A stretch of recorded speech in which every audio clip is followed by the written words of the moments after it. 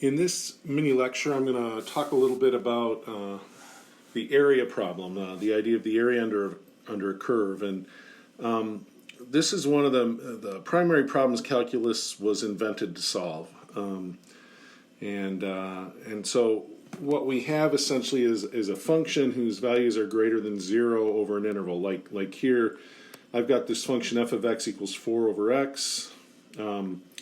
And for values between x equals 1 and x equals 4, all those y coordinates are positive. They're greater than 0. And so what we might want to find is to find this gray shaded area. That's called the area under the curve.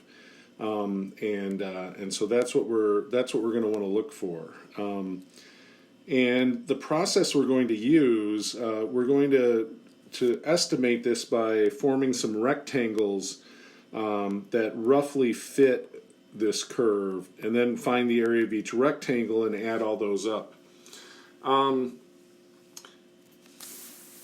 What we're going to look at here then, we're going to do this a few times in this mini lecture. So the first way I'm going to do this, a natural way of dividing this into rectangles would be to look at this interval from 1 to 4 and say, well, I'm just going to divide that into 3 subintervals. So we're going to make 3 rectangles, and what we're going to do, we're going to need to pick a height for each rectangle. We know the width is going to be just this value here from 1 to 2, 2 to 3, 3 to 4. Each of those is just a length of 1. So that's like the width of the rectangle. I need the length or the height of each rectangle. And what we're going to do is for each rectangle, we're going to take the right endpoint. We'll call that x sub r. And we're going to calculate the height then using this function. So for this first little subinterval, the right endpoint is going to be 2. I'm going to plug 2 into this function. 4 over 2 is 2, and that's the y coordinate. If I plug in 3, 4 over 3 is 1 1/3, or about 1.333, and that would be the height here. And of course, 4 over 4 is 1, and that's the height here. So we can calculate the width of each rectangle. This is called delta here, delta x. And that means the change in x. So we've got this distance from 1 to 4. I'm going to take 4 minus 1, that's the length of the total interval, and then divide by the 3 subintervals. That's going to give me a delta x of 1. Obviously, for this, we've set it up that way. Delta x won't always be 1. It will depend how many rectangles we have. In the next page, I'm going to do an example where we cut each of these in half. We're going to have 6 rectangles, so then I'm going to divide by 6. 3 divided by 6 would be 1/2, or 0.5. So I've got 3 rectangles here, rectangle 1, 2, and 3. And for each, I've just fit the rectangle sort of under the curve by taking this right endpoint and then going up to the curve and over. Right endpoint, up to the curve and over. Right endpoint, up to the curve and over. So my right endpoint is 2, 3, and 4. Those are my right endpoints.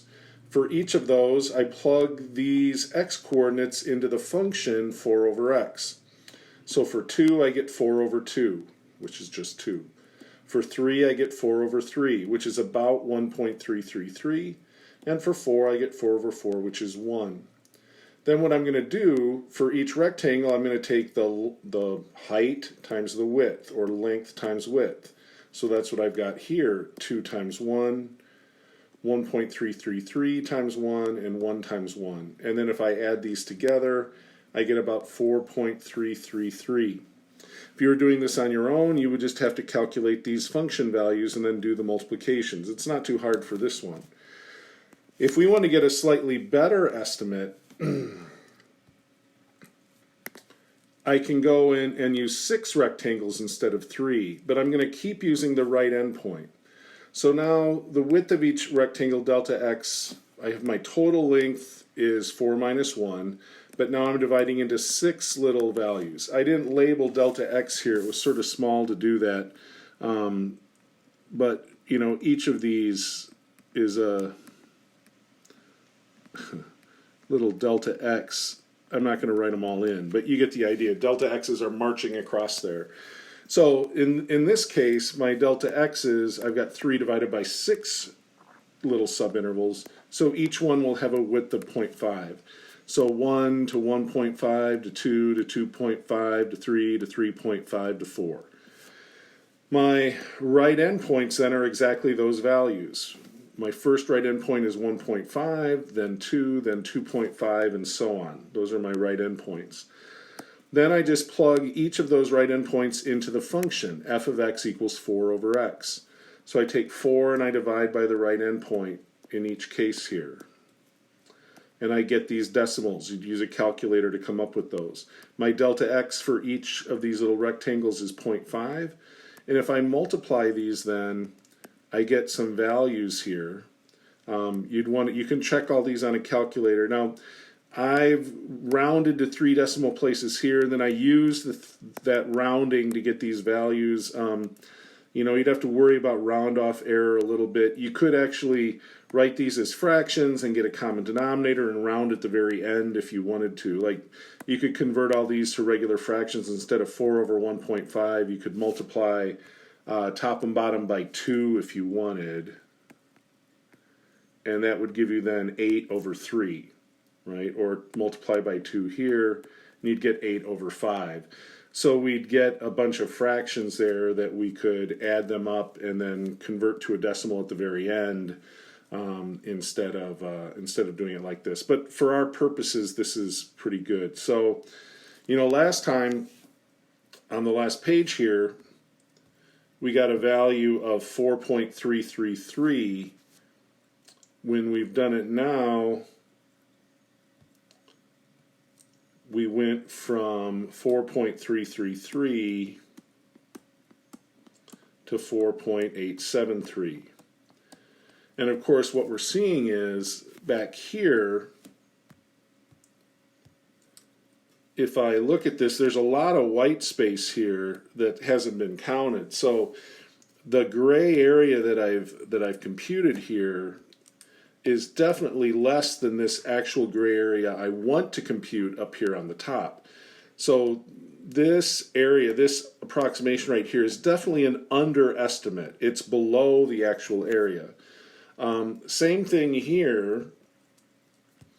I've scooted up to 4.873, but there's still quite a bit of white space here under the curve that hasn't been counted. And so this 4.873 is still too low. If we want to do an overestimate, we could repeat this process, but we could use left endpoints instead of right endpoints. And that's what I've done here. So we're going to use left endpoints instead. Now if we go back to 3 rectangles, we're going to do x sub l though. Now my delta x is going to be 1. My left endpoints then are going to be 1, 2, and 3. And to find my function values, I just plug these x values into the function 4 over x. So 4 over 1, 4 over 2, 4 over 3, I get those function values. That's the height of each rectangle. I take height times width to get the overall area of the rectangle. When I add those areas up, I get 7.333. Of course, this is counting all this gray area above the curve, which I really don't want. This is an overestimate. And I've repeated that here then with 6 rectangles in the left end points, again, to try to get this estimate. So the left end points here, I'm going up by 0.5 every time I start. My first left end point is 1, and then I just go up by 0.5 until I get to the last left end point, which is 3.5. I calculate these function values, multiply each by 0.5, get these values, and I turn out to get 6.373. So it's come down from that estimate. That's because here there's still gray area above the blue curve, but not as much as there was here. My result is getting closer to the true result. These are overestimates. The ones I did before were underestimates. If we look at these 4 values then, what we can see is certainly the 4.333 is less than 4.873, which is less than my actual area. These were my underestimates. These now are my overestimates that I've found. We know the actual area is in here somewhere. We can use true calculus to show that the true actual area is about 5.545. So it's pretty much in the middle of these two. Not exactly in the middle, but pretty close. And, or is it for this one? It might be, I don't know. It might be for this one. It won't always be that way. One thing about this function that makes these values, we had true underestimates on the first two and overestimates on these two. The reason for that is when I look at the original function here was decreasing over this interval, decreasing all the time. With a decreasing function, right endpoints are always going to underestimate, left endpoints will always overestimate. That's not going to be true for a function that's decreasing. Increasing. An increasing function, it would be the opposite. The right-hand endpoints would be overestimates, and the left-hand endpoints would be underestimates. And if I have a function which is doing different behaviors, increasing sometime over the interval and decreasing other places, I wouldn't know exactly for sure if I have an overestimate or underestimate by just looking at it.